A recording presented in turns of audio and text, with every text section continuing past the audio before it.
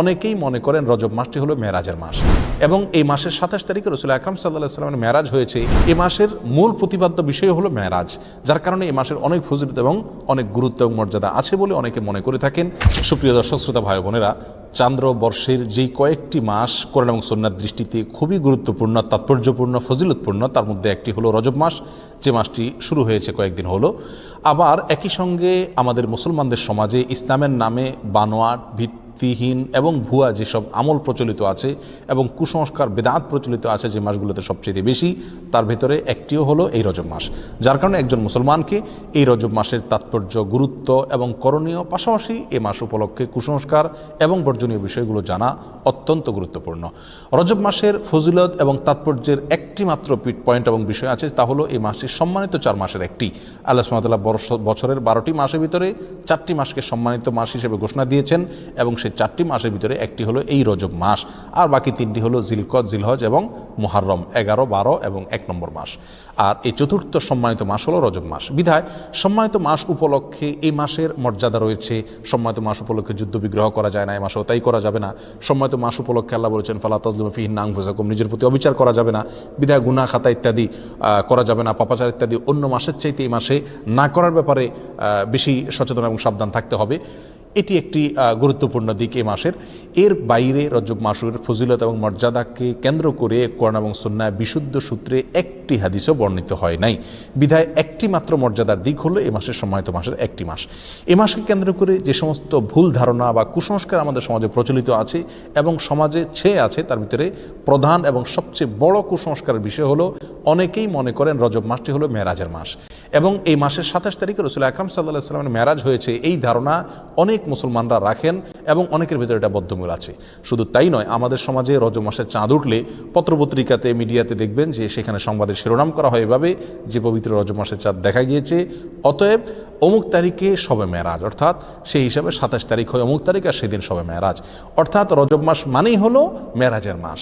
এ মাসের মূল প্রতিপাদ্য বিষয় হলো মেরাজ, যার কারণে এই মাসের অনেক ফজিলত এবং অনেক গুরুত্ব এবং মর্যাদা আছে বলে অনেকে মনে করে থাকেন, অথচ এর সাথে কোরআন এবং সুন্নাহর ন্যূনতম কোনো সম্পর্ক নাই। হাদিস শাস্ত্রের ইতিহাসে সবচেয়ে বড় মাপের হাদিস বিশারদদের একজন হলেন হাফেজ ইবনে হাজার আল আসকালানী রাহিমাহুল্লাহ। হাফেজ ইবনে হাজার আসকালানী রাহিমাহুল্লাহর নাম জানেন না অথবা তার ইলম থেকে উপকৃত হননি এমন একজন আলেমও সারা পৃথিবীতে খুঁজে পাওয়া কঠিন হবে। সেই হাফেজ ইবনে হাজার আল আসকালানী রাহিমাহুল্লাহ বলেছেন যে ওয়াদাকারা বাজুল কুসা আছে, কোনো কাহিনী রিসাইটার, কোনো গল্পবাজ বক্তা তারা মানুষদেরকে বলে, বা গল্পবাজ লেখক তারা মানুষদেরকে জানায় যে নবী ইসলামের মেরাজের ঘটনা নাকি রজব মাসে হয়েছে এবং রজব মাসের 27 তারিখে হয়েছে। তিনি বলেন যে ওয়াদা আলিকা কিসবুন, আর এটা মিথ্যাচার। নবী ইসলামের নামে তিনি রজব মাসের 27 তারিখে তার মেরাজ হয়েছে এরকম কোনো গ্রহণযোগ্য বর্ণনা পাওয়া যায় না। নবী ইসলামের মেরাজ হয়েছে এটি ঠিক এবং ইসরা হয়েছে সেটি কোরআন দ্বারা প্রমাণিত, বিদায় সেটাকে অস্বীকার করলে ইমানই থাকবে না, সেটি আরেক বিষয়। কিন্তু রজব মাসে হয়েছে এবং রজব মাসের 27 তারিখে হয়েছে, এর কোনো ভিত্তি, গ্রহণযোগ্য কোনো ভিত্তি কোরআন অথবা সহিহ সুন্নাহর কোথাও পাওয়া যায় না। নবী আলাইহিসসালামের মেরাজটা ঠিক কোন মাসে হয়েছে, কোন দিনে হয়েছে, কোন সময় হয়েছে, এই প্রসঙ্গে ইমাম ইবনে তাইমিয়া রাহিমাহুল্লাহ বলেছেন যে বিশুদ্ধ কোনো বর্ণনা দ্বারায় কোনো মাসের কথা নিশ্চিতভাবে জানা যায় না, কোনো দিনের কথা জানা যায় না, কোনো সময়ের কথা, তারিখের কথা জানা যায় না যে অমুক তারিখে অমুক দিনে অমুক মাসে নবী ইসলামের মেরাজ হয়েছে এটি নিশ্চিত, কিন্তু তার তারিখটা সংরক্ষিত নয় এবং এ বিষয়ে যতগুলো বর্ণনা পাওয়া যায় তার কোনোটি গ্রহণযোগ্য নয়। বিধায় এই মাসকে মেরাজের মাস এবং এই মাসের 27 তারিখে শবে মেরাজ এর রাত মনে করে সে রাতে বিশেষ কোনো আমল করা, এই রাতকে বিশেষ কোনো পদ্ধতিতে উদযাপন করা, এটি হলো রজব মাসের সবচেয়ে বড় বিদআত, যার সঙ্গে ইসলামী শরিয়ার কোনো সম্পর্ক নাই। সম্মানিত ভাই বন্ধুগণ, আমরা সেই আমলটাই করব সওয়াবের উদ্দেশ্যে যে আমলটি কোরআনে অথবা নবী ইসলামের হাদিসে বর্ণিত হয়েছে। এর বাইরে কোনো কিছু যদি আমরা করি সেটার নাম বিদআত হবে। বিধায় রজব মাসকে কেন্দ্র করে এই মেরাজ উদযাপন করা, শবে মেরাজ উদযাপন করা, এগুলো সবগুলো বিদআত হবে, এগুলো সবগুলো পরিত্যাজ্য হবে। আল্লাহ তাআলা আমাদেরকে বুঝার তৌফিক দান করুন। সম্মানিত ভাইয়েরা, যদি আমরা ধরেও নেই যে রজব মাসেই এবং রজব মাসের 27 তারিখে নবী ইসলামের মেরাজ হয়েছে, তারপরও একটা কথা থেকে যায়, আর তা হলো নবী ইসলামের মেরাজ হয়েছে মক্কায় এবং মক্কার শুরুর দিকে।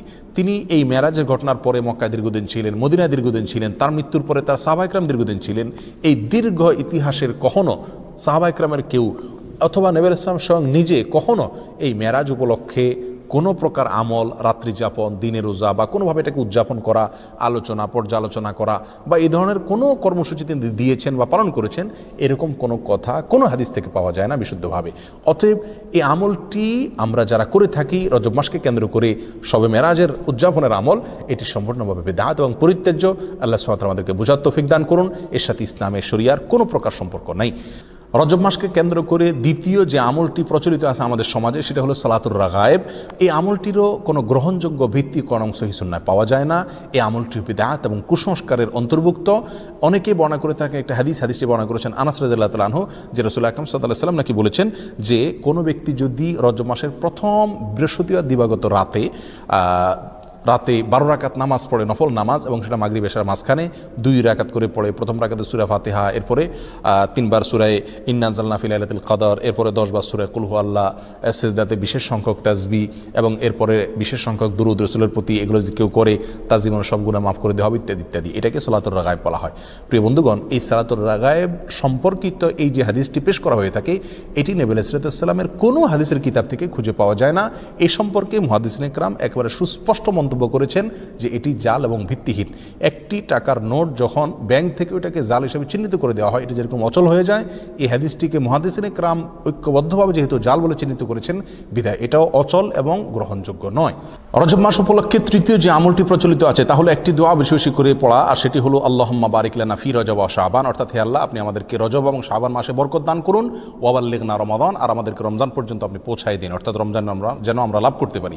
এই দোয়াটি বর্ণিত হয়েছে মুসনাদে আহমদে। আর যেই বর্ণনায় এই দোয়াটি বর্ণিত হয়েছে, সেই বর্ণনার ভিতরে একজন বর্ণাকারী আছেন যার নাম হলো জায়দা ইবনে আবি রিকাদ।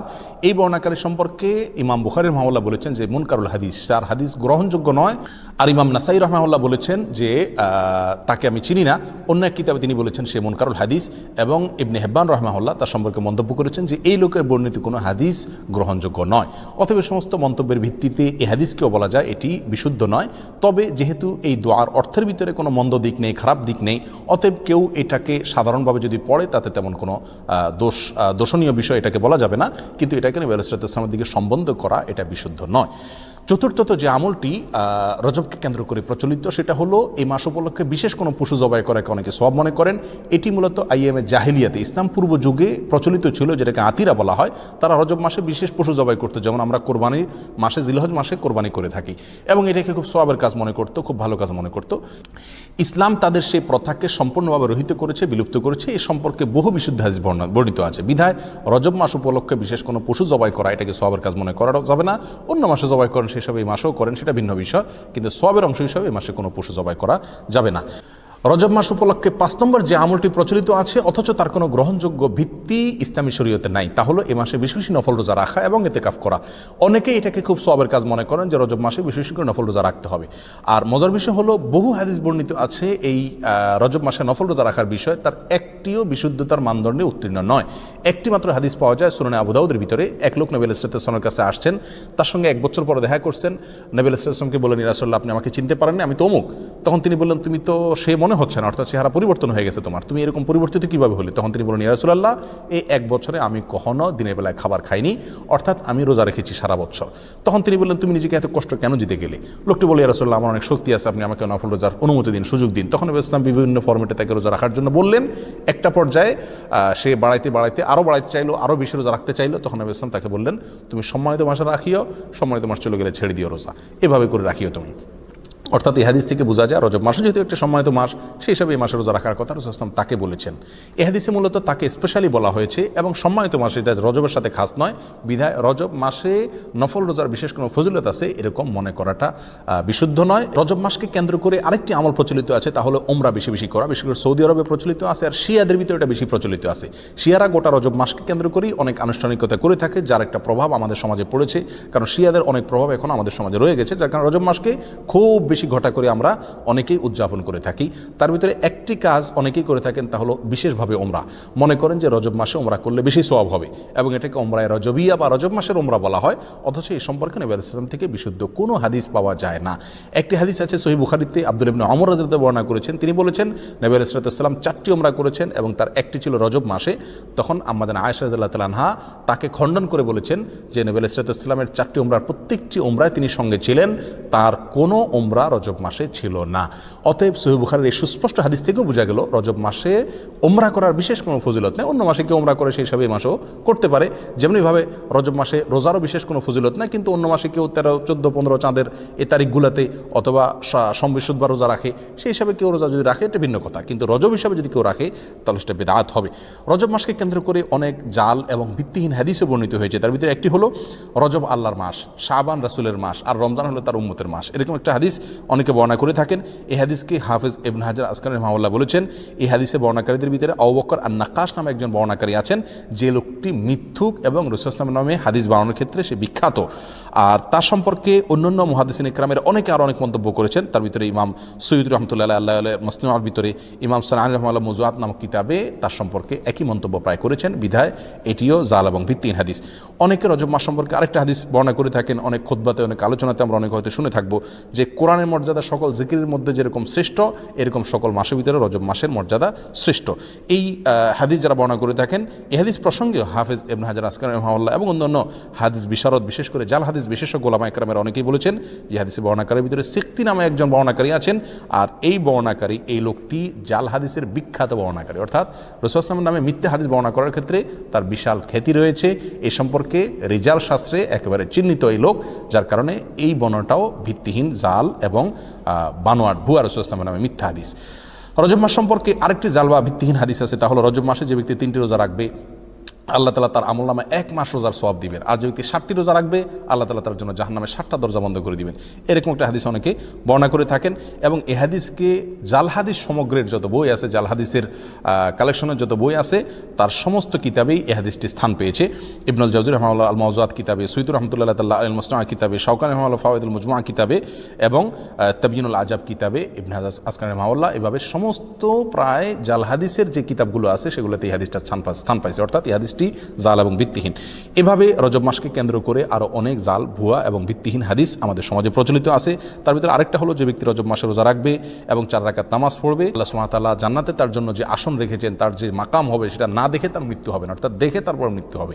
এই হাদিসটাও জাল এবং ভিত্তিহীন, বানোয়াট। এর সঙ্গে ইসলামী শরীয়তের কোনো সম্পর্ক নাই। ইমাম শাওকানি রাহিমাহুল্লাহ আল ফাওয়াইদুল মুজমুআ কিতাবে হাদিসকে জাল বলে চিহ্নিত করেছেন। ইবনুল কাইয়িম আল জাওজি রাহিমাহুল্লাহ আল মাওযুআত কিতাবে এটাকে জাল বলে চিহ্নিত করেছেন, এবং অন্যান্য কিতাবেও চিহ্নিত হয়েছে। বিধায় এটাও জাল এবং ভিত্তিহীন। সম্মানিত ভাই বন্ধুগণ, রজবকে কেন্দ্র করে আরও একটি ভুয়া আমল ইদানিং আমাদের সমাজে প্রচলিত বেশ কয়েক বছর থেকে দেখা যায়, এবং সামাজিক যোগাযোগের মাধ্যমে খুব বেশি প্রচলিত দেখা যায়। তা হলো, অনেকে বলে থাকেন, অনেকে মেসেজ পাঠিয়ে থাকেন, ইনবক্স করে থাকেন, যে রমজান অমুক তারিখে হবে, এই সংবাদ যদি আপনি এতজন লোককে দেন তাহলে আপনার জন্য জান্নাত ওয়াজিব হবে, ইত্যাদি ইত্যাদি। এটি আমাদের মূর্খতার একটা বড় প্রমাণ। আমরা কোরআন ও সুন্নাহ থেকে যে কত দূরে সরে গেছি, যে কোনো কথা, মুখরোচক কথা শুনলে আমরা সেটাকে গিলে খাচ্ছি ইসলামের নামে, এটার একটা বড় প্রমাণ হলো এই ঘটনাকে আমরা অনেকেই খুব গুরুত্বের সাথে দেখি, এবং এই মেসেজকে আমরা অনেকে চালাচালি করে থাকি। প্রিয় বন্ধুগণ, রমজানের সংবাদ কাউকে দিলে তার জন্য কোনো ফজিলতের কথা, কোনো মর্যাদার কথা কোরআন ও সুন্নাহর কোথাও বলা হয়নি। যারা এই মেসেজকে প্রচার করেন তারা আল্লাহ এবং তার রাসূলের নামে মিথ্যাচার করছেন, আর যারা মিথ্যাচার করছেন নবী সাল্লাল্লাহু আলাইহি ওয়াসাল্লাম বলছেন তাদের ঠিকানা জাহান্নাম। বিধায় এই ধরনের মেসেজকে আমরা ফরওয়ার্ড করব না, এবং এগুলোকে ইগনোর করব। এর সাথে ইসলামী শরীয়তের কোনো সম্পর্ক নাই।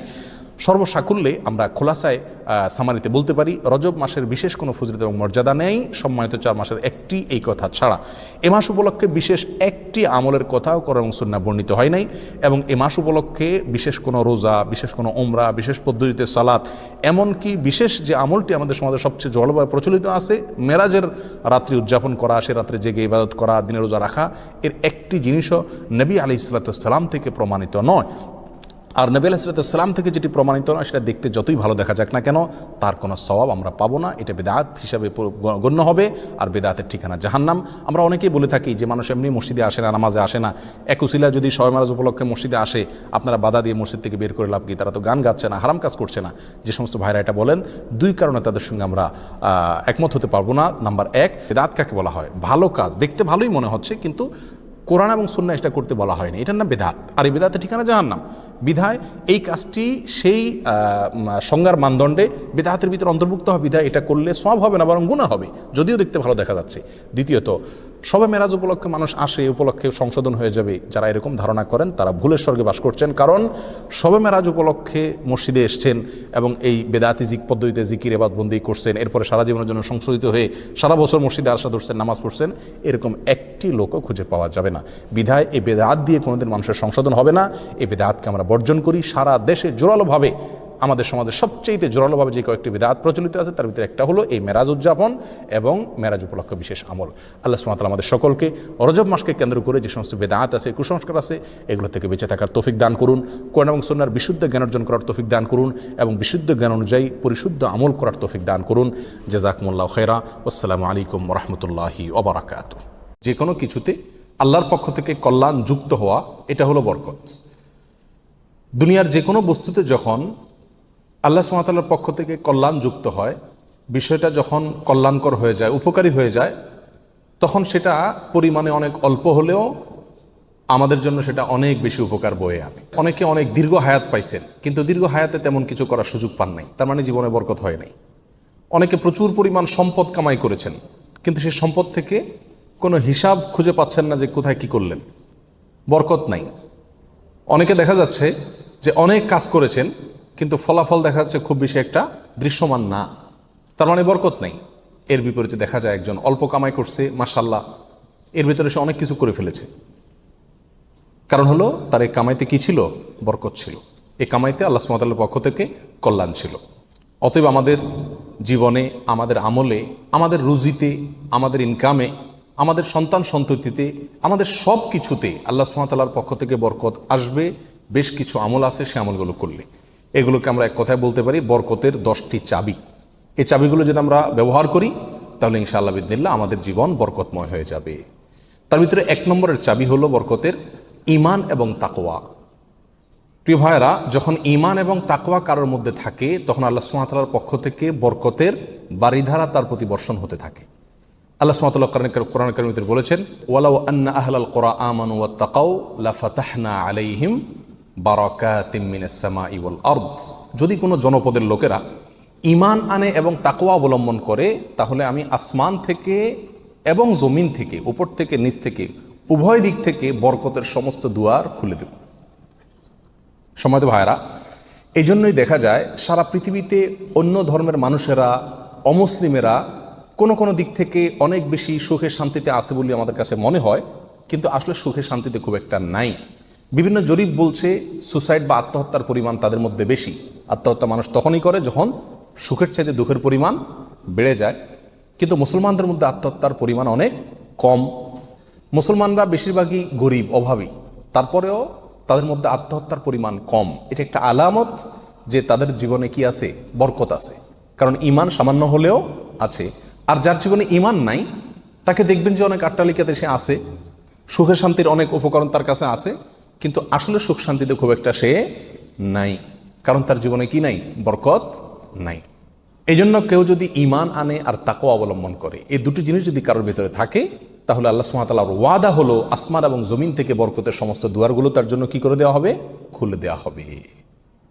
এই জন্য ভাই, ঈমানকে খালেস করতে হবে শিরক থেকে, কুফরি থেকে, নেফাকি থেকে। শিরক, কুফর, নেফাক, এগুলো থেকে ঈমানকে পরিচ্ছন্ন করতে হবে আর তাকওয়া অবলম্বন করতে হবে। তাকওয়া কি? তাকওয়া হলো আল্লাহর ভয়ে যে কোনো হারাম কাজ থেকে বেঁচে থাকা। আল্লাহর ভয়ে যদি আমি হারাম কাজ থেকে বেঁচে থাকার মানসিকতা আমার ভিতরে থাকে, যার ভিতরে যত বেশি থাকবে আল্লাহ সুবহানাহু ওয়া তাআলা তার জীবনকে তত বেশি বরকতময় করে দিবেন। বরকতের 2 নম্বর চাবি হলো যে কোনো কাজের শুরুতে বিসমিল্লাহ বলা। যে কোনো কাজের শুরুতে কি করা? বিসমিল্লাহ বলা। নবী আলাইহিস সালাম বলেছেন, তোমাদের মধ্যে কেউ যখন খানা শুরু করে এবং সে যদি বিসমিল্লাহ বলে তো শয়তান তার সাথে ওই খাবারে যোগ দিতে পারে না, ভাগ বসাতে পারে না। যেটুকু আছে সেটুকু তার জন্য কল্যাণ বয়ে আনে, কল্যাণ করা হয় খাবার। অনুরূপভাবে কেউ যদি বাসা বাড়িতে প্রবেশ করে বিসমিল্লাহ বলে ঢুকে, তাহলে সেই ঢোকার সময় তার সাথে কি হতে পারে না? শয়তান যোগ দিতে পারে না। অনুরূপভাবে প্রত্যেকটা কাজে বান্দা যখন ভালো কাজে যখন বিসমিল্লাহ বলে শুরু করে তখন শয়তান সে কাজে আর অংশগ্রহণ করতে পারে না। আর শয়তান যখন ইন্টারফেয়ার করতে পারে না, তাহলে আল্লাহ সুবহানাহু ওয়া তাআলার পক্ষ থেকে সেখানে বরকত আসা খুবই সহজ হয়ে যায়, এটাই স্বাভাবিক। অতএব বিসমিল্লাহর পরিমাণ বেশি বলা। 3 নম্বর বরকতের চাবি হলো ভাই কোরআনে কারিমের সাথে সম্পৃক্ততা বাড়ানো। যে যত বেশি কোরআনের সাথে সম্পর্ক গড়বে তার জীবনে তত বেশি বরকত নেমে আসবে। যে ঘরে কোরআন তেলাওয়াত হবে, কোরআনের চর্চা হবে, কোরআনের শেখা হবে, কোরআন বুঝাবুঝি হবে, কোরআনের উপর আমল করার প্রবণতা থাকবে, অভ্যাস থাকবে, সেই ঘরে আল্লাহ সুবহানাহু ওয়া তাআলার বরকত তত বেশি আসবে। আল্লাহ সুবহানাহু ওয়া তাআলা কোরআনে কারিমের ভিতরে বলেছেন, ওয়াহাদা কিতাবুন আনজালনাহু মুবারাক। কোরআনে কারিমকে আল্লাহ সুবহানাহু ওয়া তাআলা কোরআনের বহু জায়গায় বলেছেন যে এটা কিতাবে মুবারাক। এই কোরআনটা হলো কি? বরকতময়। অতএব এর সাথে যে যত বেশি সম্পৃক্ত হবে তত বেশি তার জীবন কি হবে? বরকতময় হয়ে যাবে। নবী আলাইহিস সালাম বলেছেন সহিহ মুসলিমের হাদিসে, ইন্নাল্লাহা ইয়ারফাউ বিহাযাল কিতাবি আকওয়ামা ওয়া ইয়াদাউ বিহি আখারিন। আল্লাহ তাআলা এই কিতাব দিয়ে বহু মানুষকে উপরে উঠাবেন, আবার বহু মানুষকে নিচে নামাবেন। অর্থাৎ এই কিতাব কোরআন, এটাকে যারা ফলো করবে আল্লাহ তাআলা তাদেরকে মর্যাদা বাড়াবেন, আর যারা ফলো করবে না তাদের মর্যাদা কমাবেন। বাহ্যিকভাবে মনে হবে সুখের সাগরে ভাসছে, আসলে দুঃখের কোনো অন্ত তাদের জীবনে থাকবে না। তাহলে বরকতের 3 নম্বর চাবি হলো কি? কোরআনের সাথে সম্পর্ক বেশি বেশি করা, কোরআন তেলাওয়াত করা, কোরআন বুঝা, কোরআন অনুযায়ী আমল করার চেষ্টা করা। যত বেশি যেই করবে আল্লাহ তাআলা তার জীবনের প্রতিটা পদে পদে তত বেশি কি দিবেন? বরকত দান করবেন। বরকতের 4 নম্বর যে চাবি আছে সেটা হলো ভাই সাদাকা করা, দান করা। কি করা? দান করা, সাদাকা করা। সাদাকা এবং দান করলে বহু হাদিস থেকে বোঝা যায়, জানা যায় যে বিপদ আপদ দূর হয়ে যায়। আমাদের যে কোনো কাজ থেকে, যে কোনো অর্থকড়ি থেকে, যে কোনো উপার্জন থেকে আমাদের কল্যাণটা আসে না, এর একটা বড় কারণ হলো বিপদ এসে যায়। আমি একটা দোকানদারি শুরু করলাম, একটা বিপদ এসে গেল, তাহলে আমার সেখান থেকে কল্যাণটা আর আসলো না। তো বরকত যদি আপনি চান প্রত্যেকটা বস্তুতে, প্রত্যেকটা জিনিসে কল্যাণ আসুক, উপকার হোক জিনিসটা আপনার জন্য, অল্প ছোট চাকরি, অল্প আয়, ছোট ব্যবসা, এর ভিতরেই আল্লাহ তাআলা কল্যাণ দিয়ে দেখ। আপনি যদি চান তাহলে আপনাকে কি করতে হবে? সাদাকার অভ্যাস করতে হবে। দান করলে মুসিবত এবং বিপদ দূর হয়। তো আপনার ওই অল্প আয় থেকে যখন বিপদ দূর হয়ে যাবে বা বিপদ মুক্ত থাকবে, তখন ইনশাআল্লাহ বিদিনিল্লাহ সেটা আপনার জন্য কি হয়ে যাবে? কল্যাণকর এবং বরকতময় হয়ে যাবে। ওর ভিতরে আপনার জন্য বরকত থাকবে। অতএব সাদাকার অভ্যাস করা, সারা বছর অল্প স্বল্প হলেও, পরিমাণে খুব অল্প হোক। এক হাদিসে আসছে নবী আলাইহিস সালাম বলেছেন, খেজুরের অংশ দিয়েও যদি হয় তবুও তুমি সাদাকা করে জাহান্নামের আগুন থেকে বাঁচার চেষ্টা করো। বিপদ থেকে রক্ষার জন্য আমরা সাধ্য অনুযায়ী সাদকা করব, অনেক বেশি করা কোনো জরুরি না। প্রতিদিন সাদকা করা একটা জটিল বিষয়। অনেক সময় প্রতিদিন আমি অভাবী লোক পাইও না, তাহলে একটা বাক্স রাখতে পারি বাসায়, যে প্রতিদিন আমি সেখানে 1 টাকা রাখবো, 2 টাকা রাখবো, যতটুকু সাধ্যগুলো ততটুকু রাখবো। তাহলে নিয়মিত আমি দানের সওয়াবটা পেয়ে গেলাম। এই টাকাটা অভাবী লোকের, পরে কয়দিন পর পর খুলে আমি দিয়ে দিলাম মানুষকে। তাহলে প্রতিদিন সৎকার আমলটা হয়ে গেল। এবং সৎকার নিয়মিত করলে কি হয়? বরকত প্রত্যেকটা ক্ষেত্রে নেমে আসে। নাম্বার 5, বরকতের 5 নম্বর চাবি হলো ভাই আত্মীয় স্বজনের সাথে সম্পর্ক ভালো রাখা। এটা বহুল পরীক্ষিত একটি আমল ভাই। আত্মীয় স্বজনের সাথে যে যত বেশি সম্পর্ক ভালো রাখে, মা বাপ, ভাই বোন, ফুফু, চাচা, কাছের লোকজন, রক্ত সম্পর্কীয় লোক যারা, বিশেষ করে তাদের সাথে যে যত বেশি সম্পর্ক ভালো রাখে এবং তাদের সাথে সম্পর্ককে নষ্ট করে না, তারা যদি দুর্ব্যবহার করে তো নিজের পক্ষ থেকে ভালো ব্যবহার করার চেষ্টা করে, তো এই লোকের জীবনে আল্লাহ তাআলা বরকত দান করেন। এটা পরীক্ষিত বিষয়। অতএব এই চাবিটি বরকতের, এটা খুবই গুরুত্বপূর্ণ। 5 নম্বর, অর্থাৎ আত্মীয় স্বজনের সাথে, রক্ত সম্পর্কীয় লোকদের সাথে কি করতে হবে? সম্পর্ক সবসময় বিল্ড আপ করার চেষ্টা করতে হবে, তাদের খোঁজখবর নিতে হবে, সাধ্য অনুযায়ী তাদের পাশে দাঁড়াতে হবে। যদি পাশে দাঁড়াতে নাও পারেন, অন্তত সম্পর্কটাকে কি করতে হবে? ভালো রাখার চেষ্টা করে যেতে হবে। নাম্বার 6, বরকতের 6 নম্বর চাবি হলো ভাই সকালবেলায় ভোরে ভোরে কাজে যাওয়া। নবী আলাইহিস সালাম দোয়া করেছেন, আল্লাহুম্মা বারিক লি উম্মতি ফি বুকুরিহা, আল্লাহ আমার উম্মতকে সকালবেলা আপনি বরকত দান করবেন। অন্য এক রওয়ায়াতে আসছে বুরিকা লি উম্মতি ফি বুকুরিহা, তিনি বলেছেন আমার উম্মতের জন্য সকালবেলার সময়টাতে বরকত দেওয়া হয়েছে। অতএব সকালের সময়টাতে আপনি ঘুমায় থাকেন, তাহলে বরকত কোত্থেকে আসবে? এই টাইমটাতে কাজ করতে হবে। এবং কিছু কিছু কাজ আছে, কিছু কিছু পেশা আছে যে সকালবেলা করার মতন, আপনি মার্কেটে দোকান আছে, সকালে ভোরে খোলার সিস্টেম নাই, তাহলে সেটা তো আপনি খুলবেন না।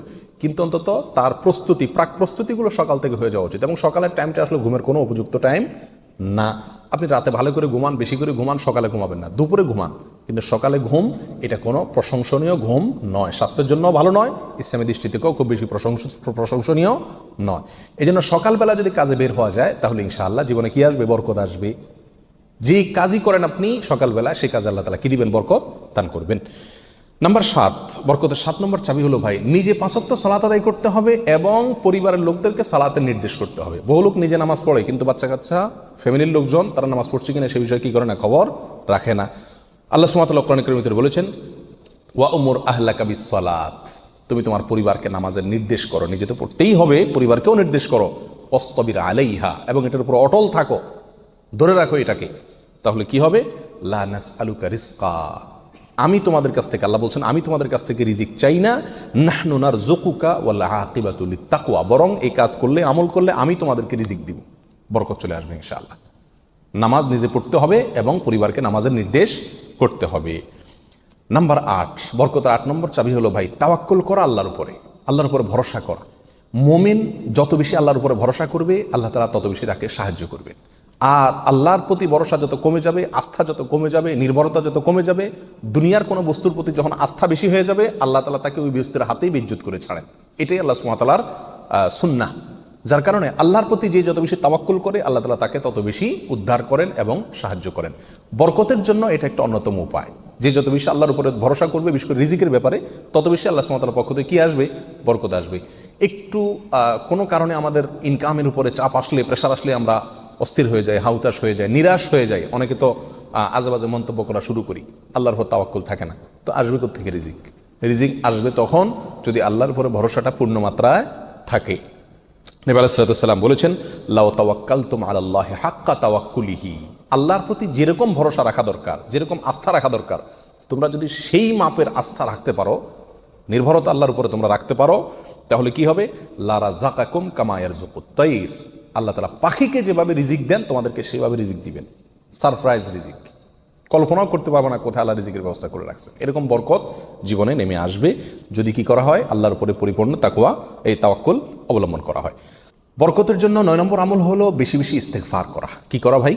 ইস্তেগফার করা। ইস্তেগফার, উঠতে চলতে ফিরতে সব সময় ইস্তেগফার করা। আস্তাগফিরুল্লাহ ওয়া আতুবু ইলাইহি, আস্তাগফিরুল্লাহাল্লাযী লা ইলাহা ইল্লা হুয়াল হাইয়ুল কাইয়্যুম ওয়া আতুবু ইলাইহি, অথবা সাইয়্যিদুল ইস্তেগফার পড়া। কিচ্ছু না পারেন শুধু আস্তাগফিরুল্লাহ পড়া, আস্তাগফিরুল্লাহ আস্তাগফিরুল্লাহ আস্তাগফিরুল্লাহ ওয়া আতুবু ইলাইহি, এতটুকু পড়া। এবং যখন পড়বেন অর্থ বুঝে পড়বেন। আল্লাহর কাছে ক্ষমা চাচ্ছেন আপনি, আর ক্ষমা চাইলে ক্ষমা চাওয়ার মোড থাকে আলাদা। একটা মানুষের কাছে যখন মাপ চান আপনি, তখন মাপ চাওয়ার মোড ভিন্ন থাকে না? আস্তাগফিরুল্লাহ যখন বলবো তখন নিজের অপরাধের কথা স্মরণ করে, অথবা আমি যে বহু অপরাধ করি সে কথাটা মনে করে আল্লাহর কাছে ক্ষমা চাইব। যত বেশি ইস্তেগফার করব তত বেশি রিজিক আসবে। সূরা নূহের ভিতরে আল্লাহ সুবহানাহু ওয়া তাআলা আল্লাহর নবী নূহ আলাইহিস সালাম সম্পর্কে বলেছেন যে নূহ আলাইহিস সালাম বলেছেন তার জাতিকে, ফাকুলতুস্তাগফিরু রাব্বাকুম ইন্নাহু কানা গাফফারা। তিনি বলেন, আমি আমার জাতিকে বলেছিলাম তোমরা তোমাদের রবের ইস্তেগফার করো, তোমাদের রব ক্ষমাশীল। তাহলে কি হবে ইস্তেগফার করলে? 1 নম্বরে তিনি ক্ষমা করবেন, তারপরে ওয়ায়ুমদিদুকুম বিআমওয়ালিন ওয়া বানিন ওয়া ইয়াজআল লাকুম জান্নাতিন ওয়া ইয়াজআল লাকুম আনহারা। সম্পদ এবং সন্তান, পরিবার, এই দুইটা দিয়ে তোমাদেরকে শক্তিশালী করবেন, রিচ করে দিবেন, সমৃদ্ধ করে দিবেন। ওয়া ইয়াজআল লাকুম জান্নাতিন ওয়া ইয়াজআল লাকুম আনহারা, তোমাদের জন্য বাগবাগিচা দিবেন এবং নহর প্রশোভন দান করবেন, অর্থাৎ রুজি রুটির বরকত দান করবেন। সম্মানিত ভাই বন্ধুগণ, তাহলে ইস্তেগফার করলে রুটি রুজির বরকত হয়, সম্পদে আপনার বরকত হয়, সন্তানে বরকত হয়, পরিবারে বরকত হয়। অতএব ইস্তেগফার বেশি বেশি করতে থাকতে হবে। নবী আলাইহিস সালাতু ওয়াস সালাম বলেছেন, মাল্লাজিমাল ইস্তেগফার, যে ব্যক্তি ইস্তেগফারকে ধরে রাখবে, সবসময় নিয়মিত ইস্তেগফার করবে, জাআলাল্লাহু মিন কুল্লি যিকিন মাখরাজা, সকল কঠিন মুহূর্ত থেকে বের হওয়ার জন্য আল্লাহ তাআলা তাকে পথ দেখাই দিবেন। ও কুল্লি হাম্মিন ও মিন কুল্লি হাম্মিন ফারাজা, সকল পেরেশানি থেকে আল্লাহ তাআলা তার জন্য প্রশস্ততার পথ দেখাই দিবেন, যদি সে ইস্তেগফারকে ধরে রাখে। 1-2 বার পড়া না, নিয়মিত পড়তে থাকে, ধরে রাখে। অতএব বরকতের জন্য বেশি বেশি ইস্তেগফার করতে হবে। 10 নম্বর বরকতের চাবি হলো ভাই, পরিপূর্ণ সালামের ব্যাপক পরিমাণে প্রচলন ঘটাতে হবে, দিতে হবে। সালামের পরিপূর্ণ রূপ হলো আসসালামু আলাইকুম ওয়া রাহমাতুল্লাহি ওয়া বারাকাতুহু। এখানে আমরা সবাই জানি দোয়া করা হয়, আপনার প্রতি শান্তি বর্ষিত হোক, আল্লাহর রহমত বর্ষিত হোক এবং আল্লাহর বরকত নাজিল হোক আপনার প্রতি। তাহলে আপনি যখন কারোর প্রতি সালাম দিচ্ছেন, পূর্ণাঙ্গ সালাম, আসসালামু আলাইকুম ওয়া রাহমাতুল্লাহি ওয়া বারাকাতুহু, তার মানে আপনি কেমন যেন তার জন্য বরকতের দোয়া করছেন, শান্তির দোয়া করছেন। আর হাদিসে আসছে, কোনো মুসলিমের জন্য যদি আপনি বরকতের দোয়া করেন বা যে কোনো দোয়া করেন, তো ফেরেশতা আপনার জন্য দোয়া করে আল্লাহ এই বান্দাকেও আপনি দান করেন। তাছাড়া যাকে সালাম দিবেন তিনিও জবাব দিবেন। আপনি যেহেতু অবারাকাতু পর্যন্ত পড়বেন, তার জন্য উচিত হবে বরাকাতু পর্যন্ত দেওয়া। সালাম যতটুকু দেওয়া হয় পরিপূর্ণ কমপক্ষে অতটুকু দিতে হয়। অতএব যত বেশি সালাম দেওয়া হবে তত বেশি ফেরেশতা আমার জন্য বরকতের দোয়া করবে, আর যাকে সালাম দিচ্ছি তিনিও করবেন। তাহলে সালামের প্রচলন ব্যাপক পরিমাণে যদি করতে পারি, তাহলে আমাদের জীবনে কি আসবে ভাই? বরকত নেমে আসবে। আর আগেই বলেছি, বরকতের অল্প বেবরকতের বহুর চাইতে উত্তম এবং শ্রেষ্ঠ। আল্লাহ তাআলা আমাদেরকে বরকতের সম্পদ দান করুক।